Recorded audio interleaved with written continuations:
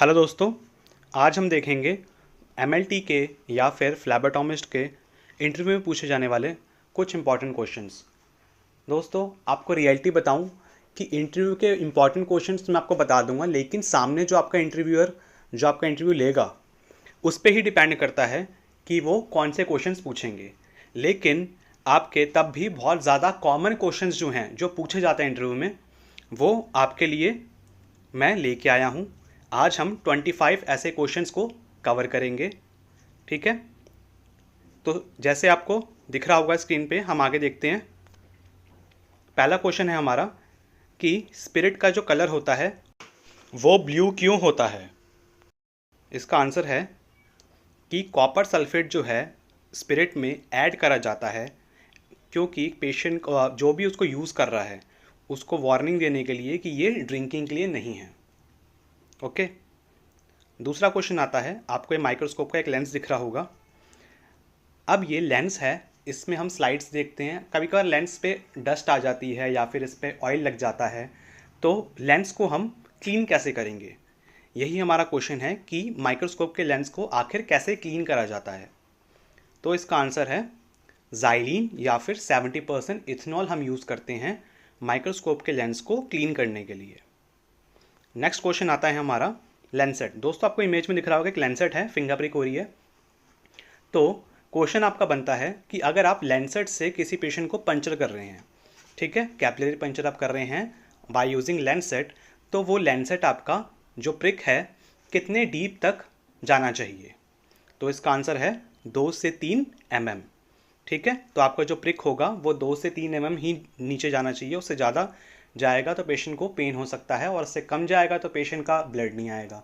ठीक है, 2 से 3 mm तक आपका होना चाहिए। नेक्स्ट क्वेश्चन आएगा आपका, दोस्तों मोस्ट इंपॉर्टेंट क्वेश्चन है फ्लैबोटॉमिस्ट के लिए, लैब टेक्नीशियन के लिए। बहुत ज़्यादा आपका मतलब कि अगर आपका इंटरव्यू हुआ तो 90% क्वेश्चन से आपका ये क्वेश्चन पूछा जाता है। 90% चांस है कि आपका क्वेश्चन पूछा जाएगा ये वाला कि अगर कोई पेशेंट कलेक्शन के दौरान या फिर कलेक्शन के बाद बेहोश हो गया तो आप क्या करोगे। ठीक है, बहुत ज़्यादा क्वेश्चन पूछा जाता है ये वाला। तो इसका आंसर है पेशेंट का जो हेड होगा उसके नीज़ के बीच में लगा देंगे।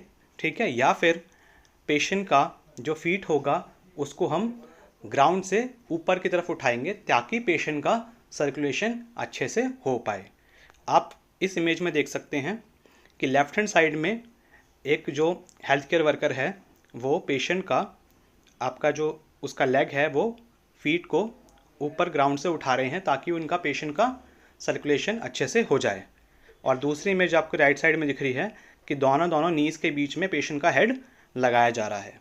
ठीक है, और ऐसे करके पेशेंट को के लिए ताकि पेशेंट होश में आ जाए।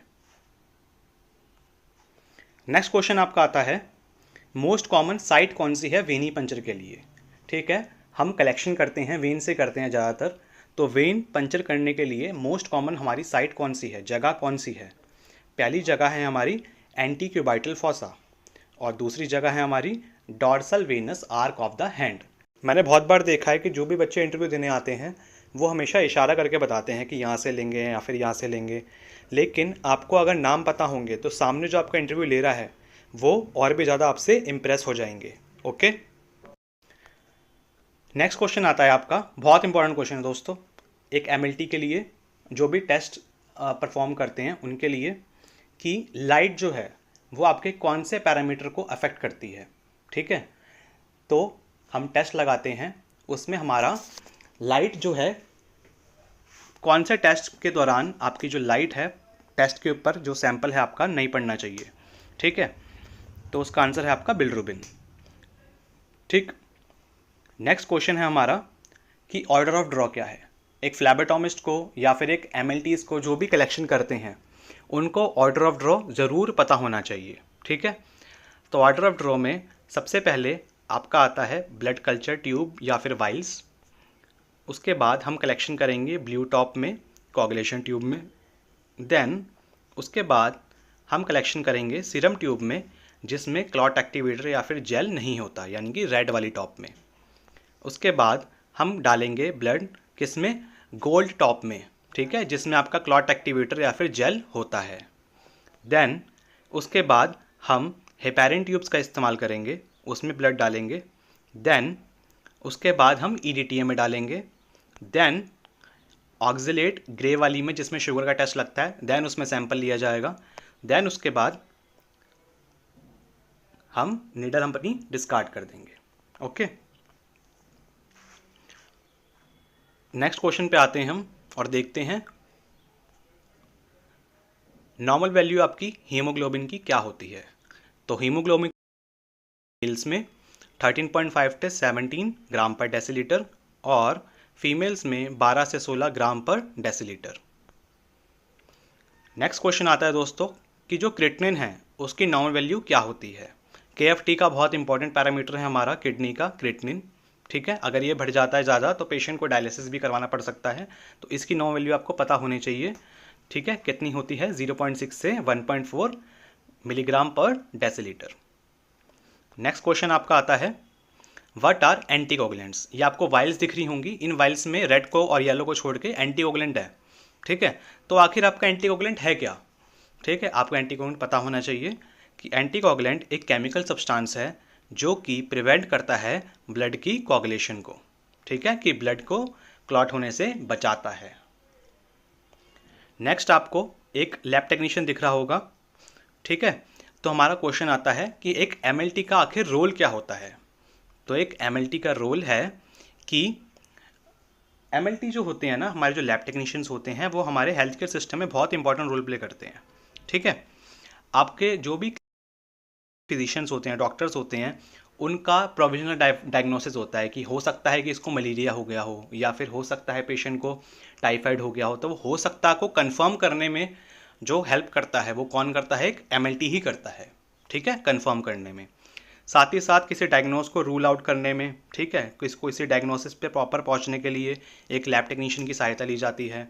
साथ साथ डिसीज़ को डिटेक्ट करने के लिए या फिर पेशेंट की कोई थेरेपीज़ चल रही हैं, ठीक है, तो उस थेरेपीज़ में डोजेस दी जाती हैं। तो वो डोजेस किस पे डिपेंड करेंगी, पेशेंट के जो डोजेस हैं वो डिपेंड आपकी करेंगी लैब की रिपोर्ट पे, कि लैब की रिपोर्ट कैसी है, उसके बेसिस पे पेशेंट को डोजेस दी जाती हैं। तो आपके थेरेपीज़ को रेगुलेट करने में भी एक MLT हेल्प करता है, ठीक है। तो और भी बहुत सारे रोल्स हैं MLTs के, तो आप 2 दिन याद जरूर रखिए, ठीक। नेक्स्ट क्वेश्चन आता है आपका, बहुत कॉमन क्वेश्चन है कि आपका ब्लड क्या होता है, ब्लड की डेफिनेशन बताइए। तो blood is a fluid connective tissue, ठीक है। नेक्स्ट है हमारा दोस्तों फ्लेबोटोमिस्ट और हमारे MLTs के लिए कोई भी कलेक्शन कर रहा हो तो उनसे पूछ लिया जाता है कि कलेक्शन कैसे करोगे, ठीक है। तो कलेक्शन कैसे करोगे, तो आपका ये क्वेश्चन में आपका आंसर आएगा कि आप कलेक्शन का जो सीक्वेंस है आपको वो बताना होता है कि कैसे कैसे आप कलेक्शन करते हैं, ठीक है। तो सबसे पहले हम क्या करेंगे, जो भी हमारे पास इक्विपमेंट्स हैं जिससे हम कलेक्शन करेंगे उसको असेंबल कर लेंगे। देन आइडेंटिफाई करेंगे पेशेंट को और पेशेंट को प्रिपेयर करेंगे, पेशेंट आइडेंटिफिकेशन करेंगे और उसके बाद पेशेंट को हम क्या करेंगे, प्रिपेयर करेंगे। पेशेंट को बताएंगे कि ये आपका कलेक्शन होएगा, ये, ठीक है, जो भी प्रोसेस होता है उसका। देन साइट को सेलेक्ट करेंगे, साइट मतलब कि जहाँ से आपको कलेक्शन करना है। हमने पहले क्वेश्चन में देखा था कि आपके 2 साइट थी मोस्ट कॉमन, दोनों में से कोई भी साइट आप सेलेक्ट कर सकते हैं। देन उसके बाद हैंड हाइजीन को आप अपने ग्लव्स पहनेंगे। देन जहाँ से भी आपको कलेक्शन करना है, जो आपने साइट सेलेक्ट करी थी पहले वाले स्टेप में, उस एरिया को डिसइंफेक्ट करेंगे बाय यूजिंग आइसोप्रोपाइल अल्कोहल, ठीक। देन पेशेंट का ब्लड लेंगे और हमारी लैब ट्यूब्स या फिर हमारी जो वाइल्स हैं उनको हम फिल करेंगे, ठीक। उसके बाद निडल टर्निके रिमूव करेंगे। देन हम निडल डिस्कार्ड करेंगे, ठीक है, निडल निकाल के, ये सारे प्रोसेसेस, ठीक। तो ब्लड कलेक्शन का सीक्वेंस आपको पता होना चाहिए, ठीक। नेक्स्ट हमारा क्वेश्चन आता है क्वालिटी कंट्रोल, कि आखिर क्वालिटी कंट्रोल होता क्या है, ठीक। क्वालिटी कंट्रोल आपका डिटेक्ट करने में, रिड्यूस करने में और करेक्ट करने में, ये 3 वर्ड आप याद रखिएगा। किसी भी आपकी डेफिशिएंसी को डिटेक्ट करना, रिड्यूस करना मतलब कम करना, और सही करने में हेल्प करता है, डिज़ाइन करा जाता है इसके लिए। वो आपकी डेफिशिएंसीज कहाँ पे आ रही हैं, ठीक है। आपके कोई भी एनालिटिकल प्रोसेस है, ठीक है, उसमें आपकी कहीं पे भी अगर कोई दिक्कत होगी, कोई कमी है, तो उसको डिटेक्ट करने का काम किसका होता है? क्वालिटी कंट्रोल का। उसको कम करेंगे, ठीक है, कौन? Quality control. साथ ही साथ उसको सही भी करेंगे, अगर कोई चीज़ आप गलती कर रहे हैं, ठीक है, तो उसको सही करने का काम किसका होता है? क्वालिटी कंट्रोल का ही, ठीक, ताकि आपकी पेशेंट की जो रिपोर्ट है, पेशेंट की जो रिपोर्ट के आप रिजल्ट्स दे रहे हैं, वो प्रॉपर दे सकें। नेक्स्ट आपका क्वेश्चन आता है site of blood collection in infant, ठीक है, तो बच्चों में आप कलेक्शन कैसे करेंगे? ठीक है, मोस्ट कॉमन साइट बच्चों की कौन सी होती है कलेक्शन के लिए? तो एक तो आपको इमेज में दिख रही होगी हील स्टिक की हील से कलेक्शन करके, और दूसरा है हमारा आर्म वेनी पंचर कि जो हमारा आर्म है वहाँ से वेनी पंचर करके हम कलेक्शन करते हैं। नेक्स्ट क्वेश्चन आता है हमारा कि ब्लड ग्रुप क्या होता है, ठीक, तो ब्लड ग्रुप आपका क्या है? ब्लड ग्रुप में हम पेशेंट के एंटीजन्स देखते हैं, ठीक है, जिसको भी ब्लड ग्रुप करवाना है उसके हम एंटीजन चेक करते हैं, किस पे? रेड ब्लड सेल्स के ऊपर जो एंटीजन है वो डिटेक्ट करेंगे। साथ साथ हमारा जो प्लाज्मा है उसके अंदर एंटीबॉडीज़ कौन सी हैं, ठीक, वो डिटेक्ट करेंगे, और उसके बेसिस पे हम किसी भी पर्सन का ब्लड ग्रुप बताते हैं। ओके, नेक्स्ट क्वेश्चन आपका आता है कौन सा टेस्ट, बहुत इंपॉर्टेंट क्वेश्चन दोस्तों, कौन से टेस्ट में एंटीकोगुलेंट की रेशियो एग्जैक्टली होनी चाहिए, ठीक है, यानी कि आपको प्रॉपर ब्लड जितना होएगा उतना ही डालना है, कम डालोगे तो आपके रिपोर्ट में ज़रूर कोई ना कोई वेरिएशन आएगा, ठीक है, तो इसका आंसर है पीटी, प्रोथ्रोम्बिन टाइम, ठीक, तो इसमें आप जो ब्लड डालेंगे वो प्रॉपर आपका मार्क तक होना चाहिए, अगर उससे कम होगा या ज़्यादा होगा तो आपकी रिपोर्ट्स में वेरिएशन आ सकता है। नेक्स्ट क्वेश्चन है, आपको ये दिख रहा होगा इमेज, इसमें फिब्रिन के थ्रेड्स हैं, क्लॉटिंग हो रखी है, तो क्वेश्चन आता है हमारा कि विटामिन के आपका इफेक्ट करता है कौन से क्लॉटिंग फैक्टर को, ठीक है, तो आपका क्लॉटिंग फैक्टर नंबर 2, ठीक है, प्रोथ्रोम्बिन जिसे कहते हैं हम, फैक्टर नंबर 7 प्रोकन्वर्टिन, और आपका फैक्टर नंबर 9 यानी कि एंटी हीमोफिलिक फैक्टर, ये तीनों फैक्टर को आपका विटामिन के अफेक्ट करता है, ठीक है। नेक्स्ट क्वेश्चन आता है आपका, ये आपको इनोकुलेटिंग लूप दिख रहा होगा, ठीक है, जो कि आपका कल्टीवेशन, बैक्टीरिया को कल्टीवेट करने में हम हेल्प करता है, ठीक है, यूज़ करते हैं उसको। तो इनोकुलेटिंग लूप का डायमीटर क्या होता है, ठीक, इसका डायमीटर होता है 3 mm, ठीक, और ये आपका जो इनोकुलेटिंग लूप होता है वो ना होता है। नेक्स्ट आपका क्वेश्चन आता है ड्रमस्टिक बैक्टीरिया कौन सा होता है, तो ड्रमस्टिक आपका बैक्टीरिया कौन सा है? क्लॉस्ट्रीडियम टेटनाई, ठीक है। नेक्स्ट आपका क्वेश्चन है कॉमनली यूज्ड फिक्सेटिव हिस्टोपैथोलॉजी में हम कौन सा इस्तेमाल करते हैं, तो इसका आंसर है हमारा फॉर्मलिन, सबसे ज़्यादा हम फिक्सेटिव फॉर्मलिन यूज़ करते हैं हिस्टोपैथोलॉजी में, ठीक है, टिश्यूज़ को फिक्स करने के लिए।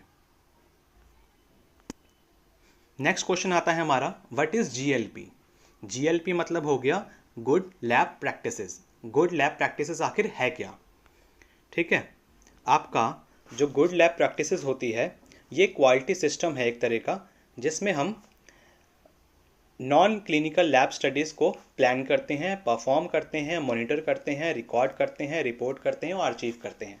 मतलब आसान भाषा में आपको समझाऊं कि गुड लैब प्रैक्टिसेस क्या है कि आप सही से काम करें, सारी SOPs फॉलो करें, ठीक है, और जो भी अगर आपके मशीन्स आपकी कैलिब्रेटेड नहीं है उसको कैलिब्रेटेड करके रखें।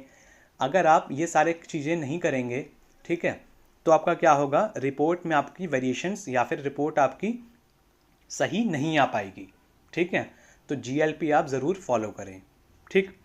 GLP जो बेसिकली आया था वो आपका फार्मास्यूटिकल्स के लिए आया था, लेकिन ये लैब में भी आपका अप्लाई होता है, ठीक है। गुड लैब प्रैक्टिसेस हमारा अप्लाई होता है सिर्फ सेफ्टी टेस्टिंग फेज के लिए, ठीक है, और ये हमारा FDA के थ्रू आया था, ठीक है, जो आपका फूड एंड ड्रग एडमिनिस्ट्रेशन है ना, उसने सबसे पहले GLP को लागू किया था, ठीक। देन हमारा क्वेश्चन आता है हीमोग्लोबिन को अगर हम मल्टीप्लाई करते हैं 3 से तो आपका क्या आता है, तो इसका आंसर है PCV, या फिर हेमाटोक्रिट, पैक्ड सेल वॉल्यूम। अगर हम हीमोग्लोबिन कर देंगे तो हमारा पैक्ड सेल वॉल्यूम अप्रॉक्सीमेटली आ जाएगा।